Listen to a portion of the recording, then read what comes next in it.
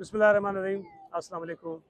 इस वक्त जश्न आज़ादी की तकरीबात के सिलसिले में मैं मज़ार कायद पर हूँ और मैं कराची के शहरियों को ये बताना चाहता हूँ कि जो मुख्तलिफ़ डिस्ट्रिक्स में, मुख्तलिफ़ शहरों में सूबे भर में सिंध हुकूमत की जानिब से तकारीब मुनक़िद की गई हैं।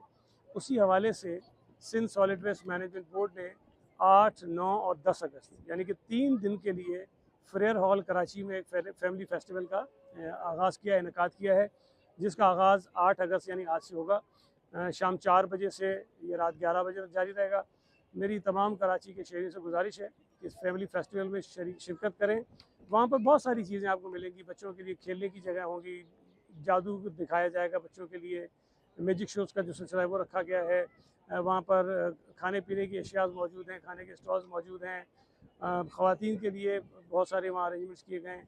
तो मैं ये समझता हूँ कि जब फैमिलीज़ वहाँ पे आएंगी तो यकीनन एंजॉय करेंगी और फिर शाम में वहाँ पर एक म्यूज़िकल प्रोग्राम भी है। तो 3 दिन का इवेंट है, जश्न आज़ादी की तकरीबात हैं। आएँ और मिलकर जश्न आज़ादी मनाएँ।